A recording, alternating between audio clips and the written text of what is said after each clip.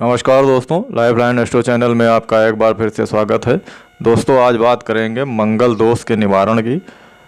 जैसा कि आप जानते हैं, कुंडली में मंगल दोष होता है तो बहुत सी समस्याएं पैदा होती हैं। शादी विवाह में समस्याएं होती हैं और अनेकों प्रकार की समस्याएं हमारे जीवन में आती हैं मंगल दोष अगर है। मंगल कुंडली का बहुत महत्वपूर्ण ग्रह है। संपूर्ण सौर मंडल में सूर्य के बाद सबसे उग्र ग्रह मंगल ही माना गया है।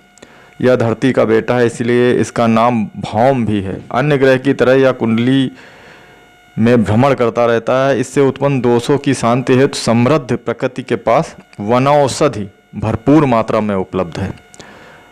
आयुर्वेद में इसका कई जगहों में उल्लेख है और औषधि के जरिए भी आप अपने मंगल दोष को ठीक कर सकते हैं, ऐसा शास्त्रों में बताया गया है।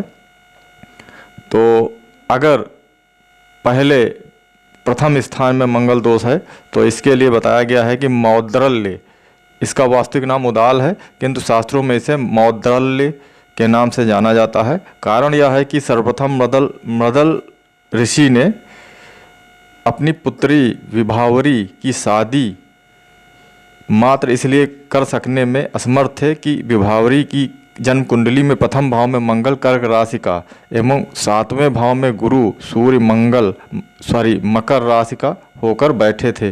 मंगल पर पवित्र ग्रह गुरु की दृष्टि होने के बावजूद भी मांगलिक दोष की प्रचंडता के कारण उसकी शादी बाधित हो रही थी। फिर तपोबल से ऋषि ने इस मंगल की औषधि को ढूंढा, इसीलिए इसका नाम मौद्रल्य पड़ गया। जब किसी व्यक्ति की कुंडली में प्रथम भाव में मंगल दोष देने वाला हो गया हो तो इसका प्रयोग किया जाता है। ये बहुत अच्छा उपाय है इसका, मौद्रल्य और उदाल नाम से इसका, उदल भी कहते हैं इसको। ये औषधि, इसका प्रयोग करने से मंगल दोष दूर होता है।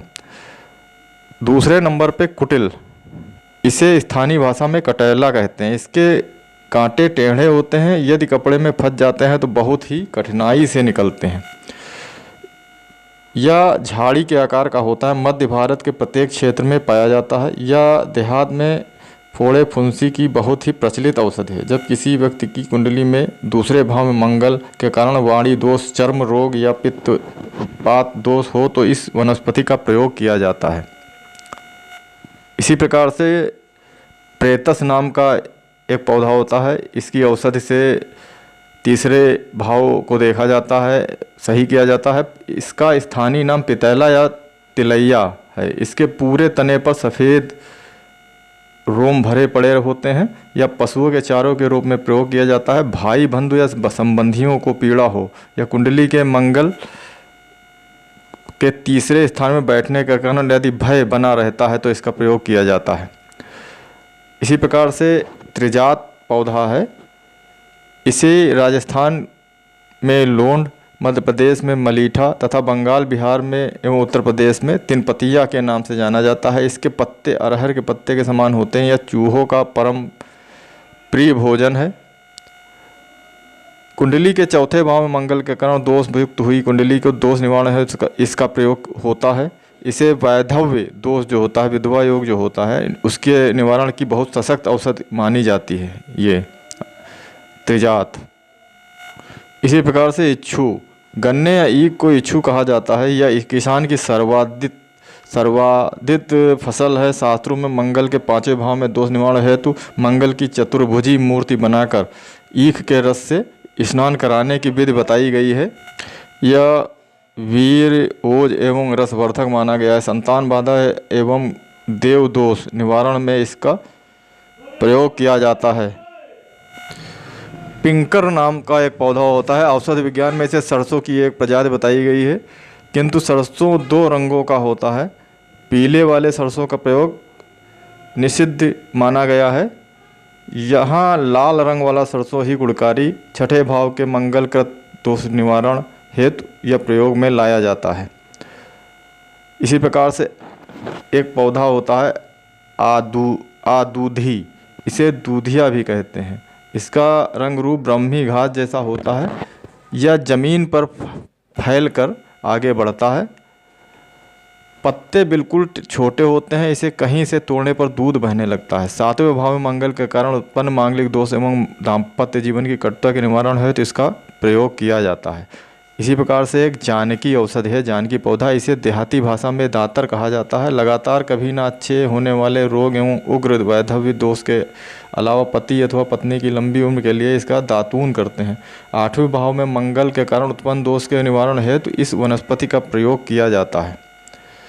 अभिराम एक पौधा होता है, संभवतः यह भटकैया ही है। इसके पत्ते चिकने गोल तथा तना छोटा होता है। तना छोटा होता है इसका। मंगल के कारण उत्पन्न भाग एवं धर्म दोष का निवारण इससे करते हैं। 9वें भाव के लिए देखा जाता है।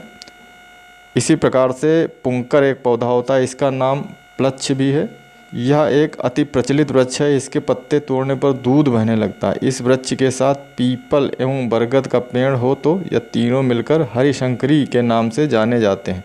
इसकी पूजा की जाती है। पिता या मंगल के कारण कोई बाधा पहुंचती हो तो अथवा 10वें भाव में कोई मंगल का दोष हो तो इसका प्रयोग किया जाता है। इस प्रकार से सरकंद, इसे सरपत भी कहते हैं, गांव देहात में इसका प्रयोग छप्पर डालने के लिए किया जाता है। या अक्सर नदी तालाब के किनारे पाया जाता है। मंगल के कारण आमदनी में बाधा पहुंचती है अथवा संतान संबंधी कष्ट हो तो मंगल के कारण कुंडली का 11वां भाव दूषित हो तो इसका प्रयोग किया जाता है।